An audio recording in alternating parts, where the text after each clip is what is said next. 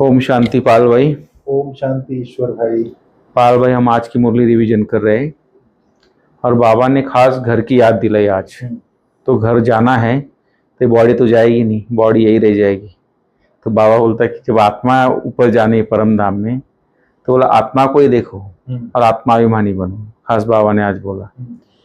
और आत्मा ऐसी खाली हाथ नहीं जाना चाहिए। जैसे लोग बोलते खाली हाथ आया था खाली हाथ जाएगा, वो दुनिया वालों के लिए सोच है लोगों की। लेकिन आत्मा पूरे 21 जन्म के सारे दैवी गुणों से भरपूर होके जाना है हमको। जो 21 जन्म नई दुनिया में जो हम आएंगे तो पूरे कल्प हमारा रिकॉर्ड बसता रहेगा। तो ऐसे दैवी गुण धारण करके जाना है, भरपूर होके जाना है। तो इसी के साथ बाबा ने आज बोला है कि सबको बाबा का परिचय भी देना है, ये खुशी सबको देनी है, सुख का रास्ता बताना है सबको, बाबा ने बोला। फिर बाबा बोलता अंत समय साक्षात्कार भी होंगे कि आपने क्या क्या किया है, और कैसी नई दुनिया के भी साक्षात्कार होंगे, वहां पर कैसी नई दुनिया का क्या क्या एक्टिविटी है। तो इस तरह का जो बाबा ने बोला शुरू में जो साक्षात्कार अंत में भी होंगे, तो ये भी सीन देखना है। तो ये सब बाबा ने इस तरह आज मुरली चलाई पाल भाई, आदि से अंत तक पूरा ड्रामा का राज समझा है। तो थोड़ा आप क्लियर कीजिए, थोड़ा प्रकाश डालिए आज की मुरली पर, बाबा का क्या उद्देश्य है, मेन ओम पॉइंट। शांति ईश्वर भाई। ओम शांति। आज हम लोग 27 जून 2024 की मुरली रिवीजन कर रहे हैं। जी। बाबा ने कहा है तुम्हें शरीर से अलग होकर बाप के पास जाना। बिल्कुल। तुम शरीर को साथ नहीं ले जाएंगे, इसलिए शरीर को भूल आत्मा को देखो। बिल्कुल जी। ये प्रैक्टिस जो है ना निरंतर की चाहिए, क्योंकि ये शरीर तो 5 तत्वों का बना हुआ है, यहाँ ही रह जाएगा। आत्मा सत्यता तो यही है, सत्य तो तो आत्मा जो है जहाँ से आई है परम धाम घर से जी, वहां जाना है।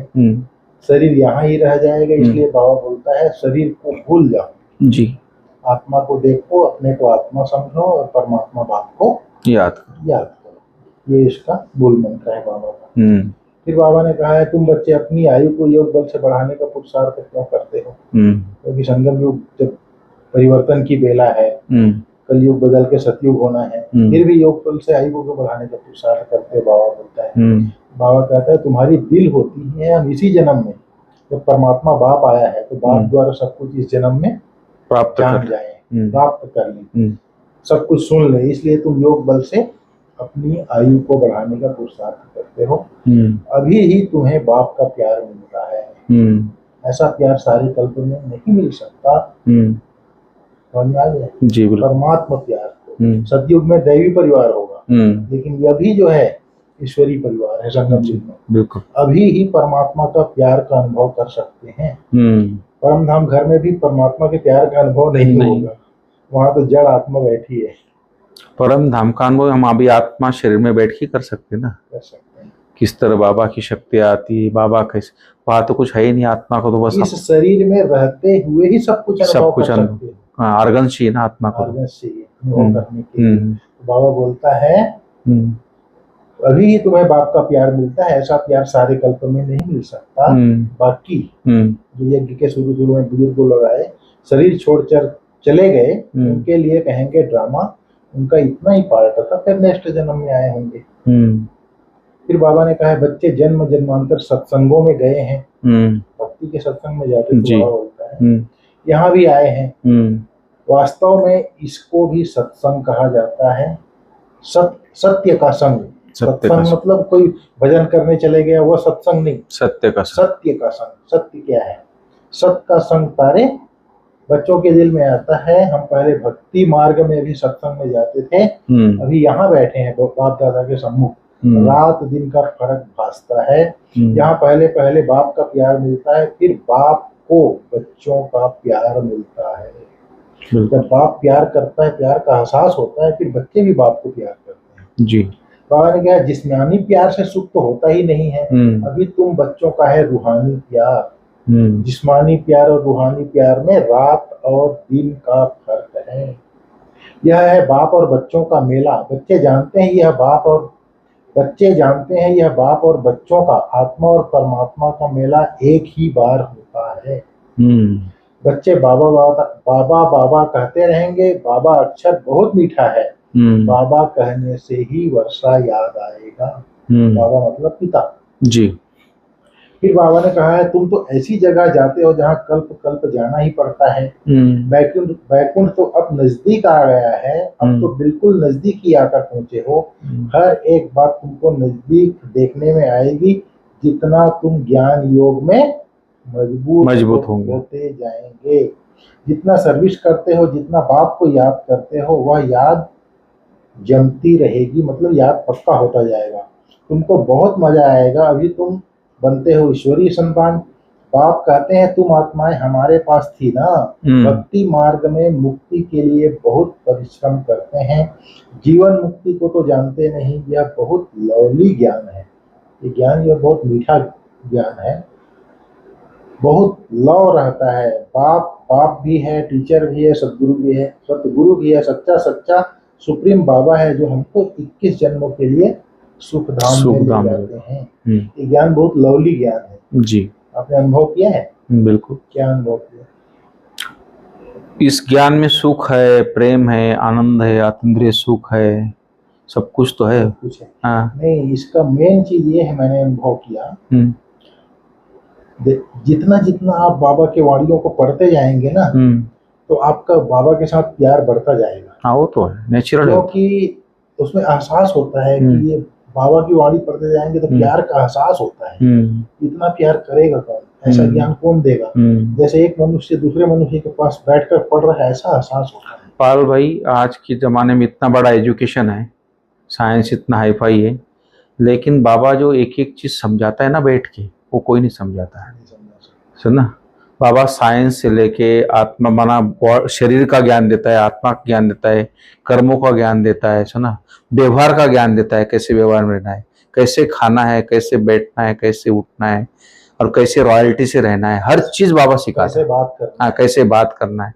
दुनिया में तो एक चीज एजुकेशन सिखा देंगे, कलेक्टर बनना कलेक्टर की उसको सिखा देंगे, लेकिन मैनर्स थोड़ी सिखाएंगे कि सुना, उसमें दैवी गुण थोड़ी भरेंगे। बाबा जो है वही तो चरित्र निर्माण, चरित्रवान बना रहा है। एक एक चीज बैठ के समझाता है, एक एक चीज। ऐसा कोई आप एक लौकिक माँ बाप से भी ज्यादा वो भी नहीं इतना समझा पाते, वो भी इतना टाइम नहीं देते आजकल, लेकिन बाबा इतना टाइम देके समझाता हर चीज, वो बड़ी बात। बाबा का ज्ञान लवली है। हाँ, लवली। जैसे कोई नई शादी होती है, पति पत्नी होता है, जी भर के बात करते हैं वो लोग, उनका प्यार आपस में बढ़ता जाता है जितना बात करते हैं। उसी तरह मुरली जो है, जितना पढ़ते जाएंगे वैसा प्यार का एहसास होता है। इसीलिए बाबा बोलता है लवली ज्ञान है। बाबा आया है हमको स्वर्ग में ले चलने के लिए, हम सब आत्माओं को स्वर्ग में ले जाएंगे। बाप धैर्य देते हैं, मीठे मीठे बच्चों, मैं तुमको सब दुखों से दूर करने आया हूँ जी। तो ऐसे बाप को कितना प्यार होना चाहिए। सभी संबंधों में दुख है, यह है ही दुखदाई दुनिया। अब बाप समझा रहे हैं, अनेक बार समझाया है और चक्रवर्ती राजा बनाया है। तो जो बाप हमको ऐसा स्वर्ग का मालिक बनाते हैं, उन पर कितना प्यार होना चाहिए। एक बाप को ही तुम याद करते हो, सिवाय बाप के और कोई से संबंध नहीं जी। बाबा ने कहा तुम समझते हो, ब्रह्मा को भी यह नॉलेज सुप्रीम बाप से मिलती है। यह फिर हमको पैगाम देते हैं, ब्रह्मा जी हमको पैगाम देते हैं, हम फिर औरों को पैगाम देंगे। बाप का परिचय देते सब बच्चों को जगाते रहते हैं अज्ञान नींद से। भक्ति को अज्ञान कहा जाता है जी। ज्ञान और भक्ति अलग अलग है। ज्ञान सागर बाप अब तुम बच्चों को ज्ञान सिखला रहे हैं। तुम्हारे दिल में आता है बाबा हर 5000 वर्ष बाद आकर हमें जगाते हैं। हमारा जो दीवा है उसमें घृत बाकी थोड़ा जाकर रहा है, इसलिए अब फिर ज्ञान घृत डाल दीप जगाते हैं, आत्मा की दीप जगाते हैं। जब बाप को याद करते हैं तो आत्मा रूपी दीप प्रज्वलित होता है। आत्मा में जो कट चढ़ी हुई है वह उतरेगी बाप की याद से। इसमें ही माया की लड़ाई चलती है। बहुत अंडरलाइन करने वाली बात है। माया घड़ी घड़ी बुला देती है और कट उतरने के बजाय और चढ़ जाती है। बिल्कुल, क्योंकि बाप का बनने के बाद एक पाप हो तो उसका 100 गुना दंड मिलता है। कट उतरने के बजाय चढ़ती जाती है, बल्कि जितनी उतरी थी उससे भी जास्ती चढ़ जाती है। बाप कहते हैं बच्चे मुझे याद करो तो कट उतर जाएगी। इसमें मेहनत है, शरीर की कशिश ना हो, देही अभिमानी बनो, हम आत्मा है, बाबा के पास शरीर सहित तो जा नहीं सकेंगे, शरीर से अलग होकर ही जाना है। आत्मा को देखने से कट उतरेगी, शरीर को देखने से कट चढ़ती है, अर्थात मैल चढ़ती है। कभी चढ़ती कभी उतरती, यह चलता रहता है, कभी नीचे कभी ऊपर। यह बड़ा नाजुक रास्ता है। क्या है? नाजुक रास्ता। यह होते होते पिछाड़ी में कर्मातीत अवस्था को पाते हैं। मुख्य हर बात में आंखें ही धोखा देती है, इसलिए शरीर को न देखो। हमारी बुद्धि शांति धाम सुख धाम में लटकी हुई है और दैवी गुण भी धारण करने हैं। भोजन भी शुद्ध खाना है, देवताओं का पवित्र भोजन है। वैष्णव अक्षर भी विष्णु से निकला है, बाबा ने कहा। अभी तुम समझते हो शिव बाबा सब आत्माओं का बाप है, इसलिए उनकी पूजा करते हैं। मुख्य बात कहते हैं, माम एकम याद करो। तुमने बुलाया भी है पतित पावन आकर हमको पावन बनाओ। सभी पुकारते रहते हैं पतित पावन सीताराम, यह गाते भी रहते हैं। बाबा को थोड़े ही मालूम था कि बाप स्वयं आकर मेरे में प्रवेश करेगा। फिर बाबा गंदा धोरी छोड़ करके बनारस चले जाते हैं। बनारस में फिर दीवारों में लिखते थे, शिव बाबा का चित्र बनाते थे। दुनिया वाले समझते नहीं थे। फिर बाबा के सामने बैठते थे तो लोग एक नया चीज था ना दुनिया के लिए पाल भाई, टोटली नया था, बाबा के लिए भी नया था, क्योंकि बाबा भी सोचता था क्या हो रहा है मुझे, कैसे हो रहा है, सब कुछ नया था।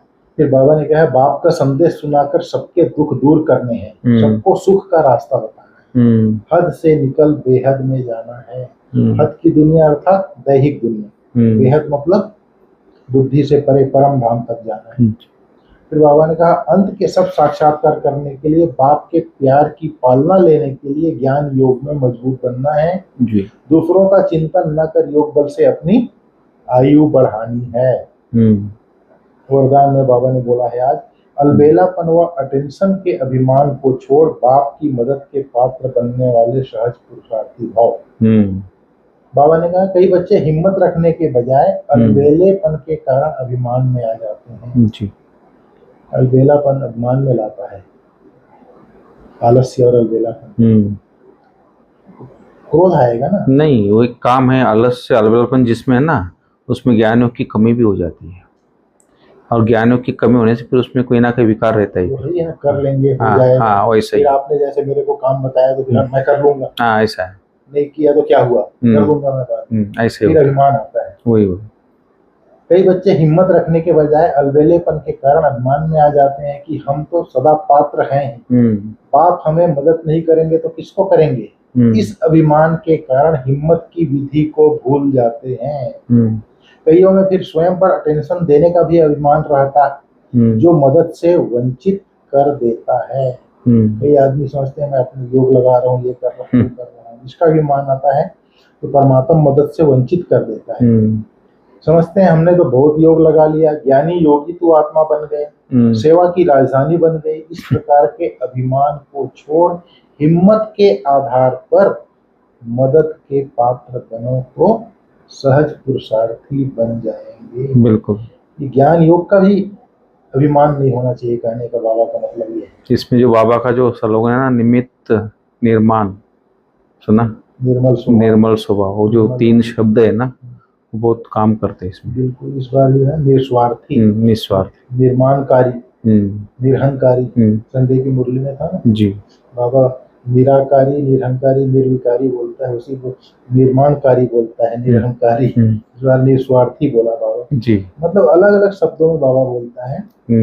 तो मदद के पात्र बनो बोलता है बाबा, बाबा के कार्यों में सहयोगी बनेंगे तो उसका सहयोग हमको मिलेगा जी।